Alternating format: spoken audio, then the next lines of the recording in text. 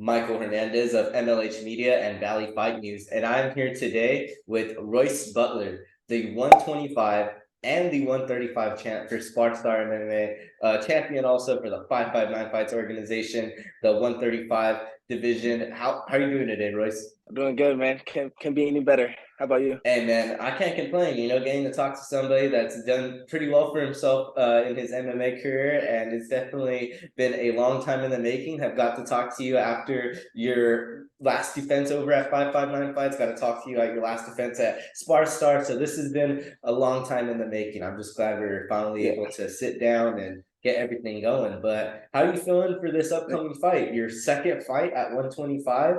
How is it feeling with the new weight adjustment and everything like that? Feel good, man. I feel stronger, faster, better than ever. Made some adjustments for my last fight, and so far I feel way better. Cardio's way better, and yeah, I'm ready to go. Israel Lue, correct, had just an insane match. It was more of a grinded out grapple. Who's going to get on top and who's going to get that positioning? And you were able to pull out a lot of those exchanges, but oftentimes you get kind of misconstrued. You come out with the Muay Thai shorts. You like to throw a lot of strikes. Yeah. It often gets kind of misconstrued that you're not so much a grappler, but you definitely showed it in that fight. Was that something that you had anticipated? I know we talked a little bit post fight, but now looking back at it even more so, was that something you anticipated going into that fight? No, I plan to strike with them. But I stay ready. I'm ready for grappling, clinching, striking, whatever the fight goes. Like it's an MMA fight, so I'm trying to get better everywhere. And in my last four fights, I won by wrestling. So I've been really putting in the time to uh, basically to perfect that craft because I know I was lacking it in my earlier career, but I feel like I closed that gap by a long shot.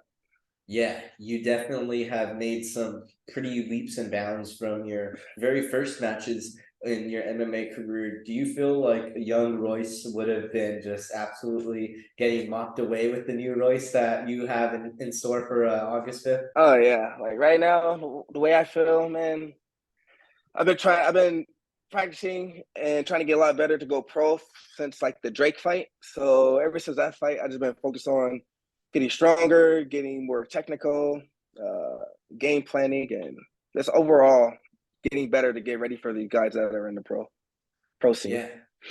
Yes, it seems you have done a lot of preparation, and it seems you don't really like to post too much on social media. You'll do a little bit of here and there, but you're really focused on your craft. You don't even really post too much of a training. Is that kind of something that you do purposefully because you don't really want to show off too much of what you got going on, or is it just you like to kind of see what everybody else is doing? Because a lot of fighters like to play the psychological games if you say so.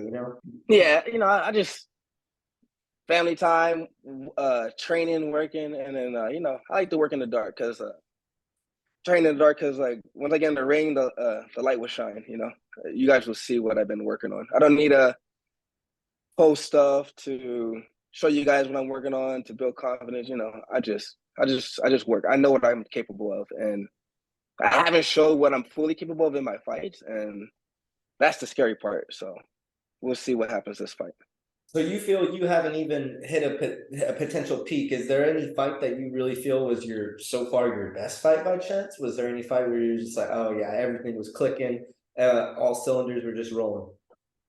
Mm, I'll probably say the Devin Guerrero fight. That one, I felt like my wrestling came together.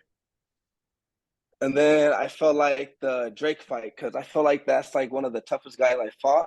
Like on paper wise, he's been a former champ, done multiple main events, So I felt like that was like a big test. I was coming to his backyard, fighting him, and that's for the number one contender spot. So I feel like those two fights, I felt like I everything was starting to click. Yeah, even in your you have a knockout victory. You didn't feel like everything was clicking in that fight as well. Did you feel that kind of came out of nowhere? Mm, that one, I got the knockout on that one because that guy, we're good friends now, but he was the only person that really wanted to stand and bang with me. Because usually all my other fights, if you watch all their previous fights, they stand and bang with their guys and all that. Yeah. And then when I get in there and I touch them with a leg kick or touch them with a jab or something, they start running and they want to wrestle. So, Yeah, so I think I got they'll the start going knockout. for shoots real quick. Yeah. So he wasn't afraid to strike, and I think that's why that's why I got the knockout. Yeah, and that's definitely a very nice synopsis on that, because I feel like that it was a very stand-up fight. Not really. I don't think there was any ground exchanges in that fight. I could be wrong, of No. course, but I don't believe there was any times where that was like going to the ground. That was like a Kevin Holland, Stephen Thompson-esque fight. Where, hey, let's just stand and bang and let's not shoot or anything like that. Let's just let it all happen on the hands, man. But you're definitely gonna have your next fight, it's definitely going to be a little bit of a handful. You got RaeShawn, Roland, a guy that's coming down from 135. Is that another thing? You kind of getting used to the weight class now at 125. Is it at all a little worrisome for you? You're getting a bigger guy in RaeShawn, somebody that's coming down from 135 and also is kind of just on the bigger side of 135, not really on the smaller end of things? Or for you, is it just, hey, I'm ready for the challenge, I'm ready for the next opponent, and you obviously have some pretty big plans after this? Yeah, nah, size doesn't matter. I train with a lot of pro guys that are 170, a little bigger, 180, 190, and I do just fine with them striking. And to be honest, like half of my fights, them dudes fought at 145 and they came down. And even in my Muay Thai career, I was fighting at 145. Even though I didn't weigh 145, I was fighting the bigger guys. So Yeah. it's not a problem. How does that feel now, being on the little bit of a bigger end of a weight class? Because I feel at 135, you were kind of, you were a skinnier 135 guy. I mean, you're a little bit more of a lengthy fellow, so I feel 135, you were definitely a little bit more lean. But 125, you're the bigger dude. How does that feel? Does it feel a little bit weird being the bigger guy sometimes, looking across from your opponent now? Yeah, because usually I'm the smallest one in the gym, and yeah, I felt pretty small. Well, I felt big, but I'm not used to that weight cut, so I felt pretty small. Face was all sucked up and stuff. Not used to it. But yeah, I did feel bigger, felt longer, and all that. It felt good. It's a little different. But I guess I'll see in the next couple fights when I stay out this weight class.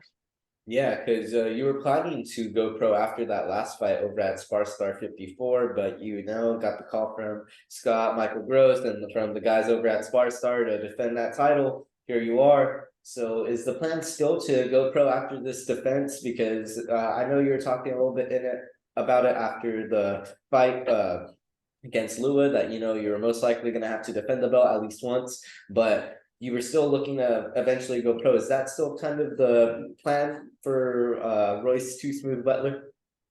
Yeah, this is for sure the last one. So SparStar knows it. Me and my coach agreed on it. This is for sure the last one. Yeah, your coach over at SoCal Fight Academy, correct? Yeah. Yes. Yes, How's sir. that over? How's that training over there at SoCal Fight Academy, man? Because oftentimes I feel, I think your Tapology bio says you're from Visalia, so oftentimes people think you're from the Central Valley. Like I've heard a couple of people say that. But I'm like, no, that dude's from SoCal. How is it to train over there in the SoCal area? Because you're obviously not only surrounded by talent at your gym, but surrounded by talent all around you in the SoCal area. So how is it to train over there at SoCal Fight Academy and with your coaches over there, man? I like it. The training partners are good, hard, push me to the limits. The coaches push me to the limits. Help me out with the ground game, help me out with the striking. Just overall, like they know what I need. They basically know what I need for training to get me to basically to the level that we need to do. Basically, the level we need to get to compete. And yeah, I love that gym. The gym, they got some dogs in there, some technical fighters. It has everything I need. Yes, you originally started off doing Muay Thai over there, correct? Started competing in Muay Thai and then made your way over into MMA, I believe. I was at another gym that was like mostly strictly Muay Thai, and I started MMA with them. And then I left that gym to come over to SoCal. And yeah, so this is my second fight with them. Have or you this is going to be my third fight with him. Have you perhaps branched off to doing other tournaments outside of Muay Thai and MMA, doing some grappling tournaments, doing anything of that sort? Or have you kind of strictly stuck to just your MMA training and really focusing in on that? I haven't done any jiu-jitsu. We were thinking about doing a boxing match, but I mostly been just strictly doing MMA training, getting better at mixing it up and perfecting everything. Yes, and it seems that you are definitely perfecting a lot of those skills that you were honing and looking to bring to the professional level. But before that, you got this fight against RaeShawn, and also you have a little bit of a press conference that you got going on with Anibal Rodriguez and Dreams to Reality Media. Talk a little bit about that. And how is that getting your first? I believe your first real press conference and real Yeah. talking to? Does that kind of feel like you're a little bit getting closer to that professional level now with these kind of media ventures, or for you is it just another fight like how we've been talking about previously? I think it's just like another fight, part of my story, my legacy as a fighter, and this putting my name in stone. But the press conference is something I'm looking forward to. Like, it comes with the game, so I'm excited for that. It's my first one, so that's pretty cool. Getting me ready for pro. See how I was on the field on the big stage, and I'm just excited for that one because that one will be pretty interesting. So is it going to be just you and Anibal and RaeShawn, or how is it exactly going to work? Is it going to be all the fighters like kind of on the main card? Do you know exactly the semantics of it all? When I talked to the guy, he said that there's gonna be 2 or 4 fighters before us, but I think I'm pretty sure it'll be just us 3 talking. But I think they're gonna be there too, the other fighters, but they're gonna take turns. Oh, nice. Yes. Yeah. And it gives you all an opportunity to kind of get your own form of questioning and for Annabelle to kind of crack through you guys and really get to hear both of your guys' synopsises on why you believe you are going to come out the victors and SparStar, Yeah. not only the SparStar flyweight champ, but also the state champion. Has there been anything that you have done going into this fight camp that's been a little bit different, because how we've said, so your last Ammy fight, has there been anything you feel like, went back to an old spot you used to maybe train at, like at a old, park or old anything like that? Has there been any sort of old memory or anything that you've revisited going into this last amateur fight? Um, Not really. We just stepped up the intensity of the whole workout and just pushed ourselves to the limit to get to that new plateau or the new peak. Uh, not Yeah, nothing really. Just being around the people that I know care about me, and we're just working. Yes, yes. And your wife, Amber, she is also somebody that pushes you tremendously in your MMA Yeah. career, somebody that's always been pushing not only for your ticket sales, for your advertisement, but just you in general as a fighter. Did you want to talk about that relationship and the type of bond that is created for you guys to have not only someone that's supporting you, but in your fight career, but just overall in general, through the weight cuts, through everything like that. I've talked with fighters before about how much that can mean having their partner there by their side and just kind of just a shoulder to definitely lean on post fight and pre. Yeah, truly a blessing. My beautiful wife helped me out with ticket sales. We started eating clean this year, so we cut out a lot of that processed food. So everything I eat is all organic, clean, and I'm doing that because of her, because she's the one that's doing all the research and making sure I'm getting the right nutrition, and make sure I'm taking the right vitamins and making sure that everything's firing on all cylinders. So, yeah, without her, I'll probably be lost. Yeah. 3 kiddos as well, correct? Couple kiddos? Yeah, 3. We got 3 Three. kids. Yeah, Yeah. man, it's definitely a nice little packed household over there with the Butler family. Are you planning to get the kiddos over there involved into any sort of mixed martial art, Muay Thai, Jiu-Jitsu, anything of the sort? Wrestling? Yeah, my oldest one, he's 10.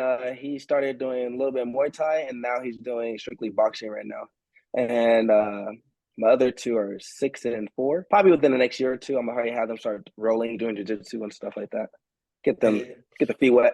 Have they expressed any other interest though? Any, have they been like, hey, I want to be a painter, I want to be a football player? Has there been anything that, that they've expressed that they want to do outside of the fighting world? I'm almost positive you would obviously be more than supportive, but, has there been something that they've been like, hey, I don't really want to do what you do, Dad?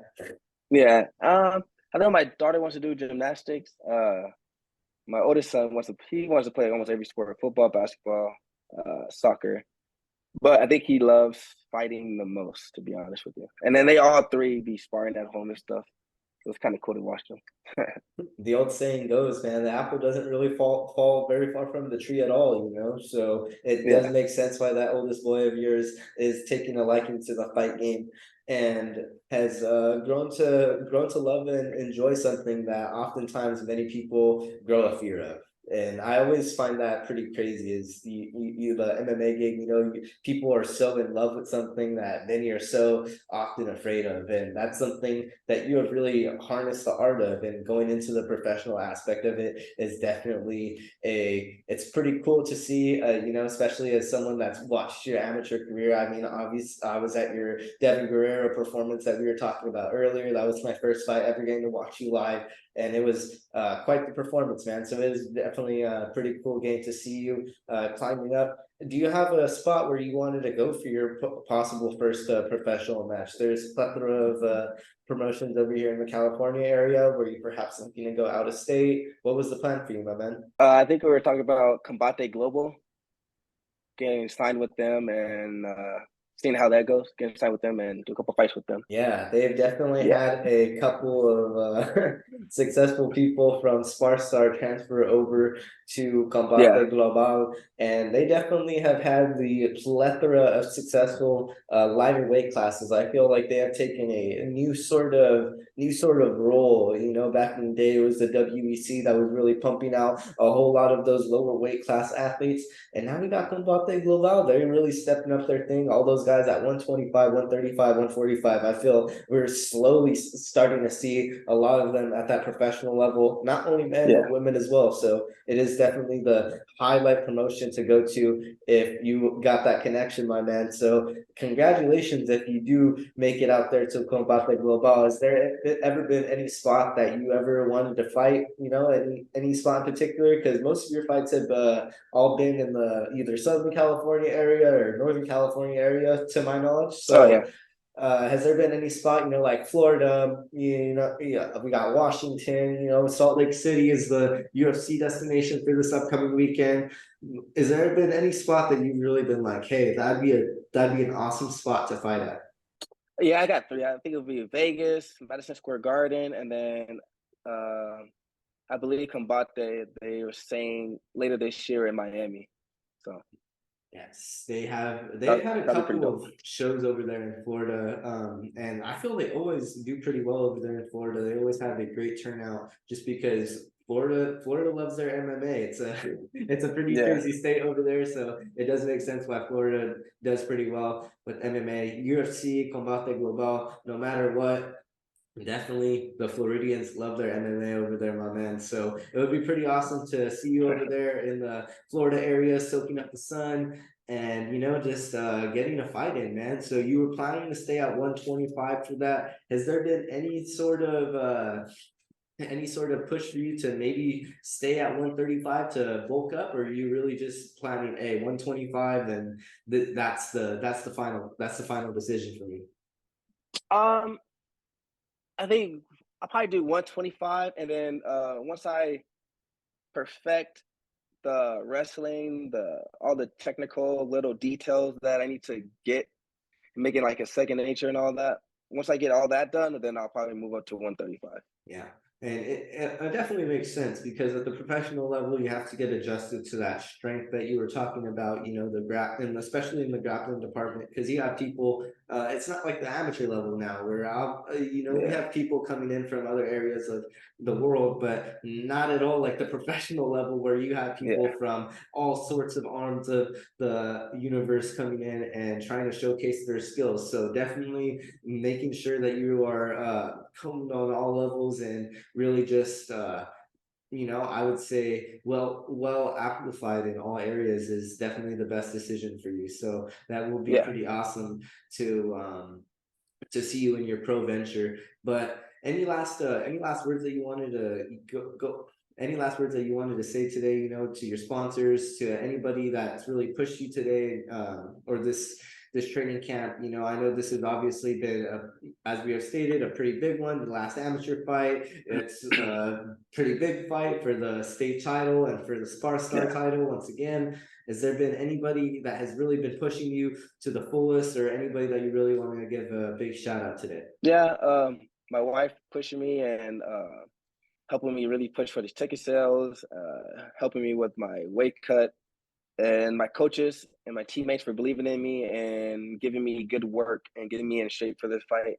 And then there's everybody around my circle, everybody that support me, come out to the fights, always sending me messages, from motivating me, supporting me, and that really means a lot because without the fans and support group, it'd be pretty hard to be motivated to be fighting and stuff. You always do seem to get a lot of ticket sales. Even at your last fight with Israel Lue, you were you were the main event on that card. One of the very very eerie nights, in Los Yeah. Angeles. It was pretty cold out. A lot of people were often leaving, but none of those two Smooth Butler fans, man. They were all sitting in their seats, waiting very patiently for you to come out and for you to perform and do your thing, man. So you definitely do got a pretty loyal fan base that I feel is for sure going to follow you to the professional level, if not just Yeah. amplify itself. So kudos to you for just doing this thing, man, and really just going all in, putting all the chips in, and doing all the right things, my man, because you are definitely on a right path to doing some pretty big things on the professional level, and also in having a pretty successful title defense. But we shall see on August 5th at the Commerce Casino for SparStar 55. You take on RaeShawn Roland. Yep. It's gonna be a good fight. It's gonna be a good fight.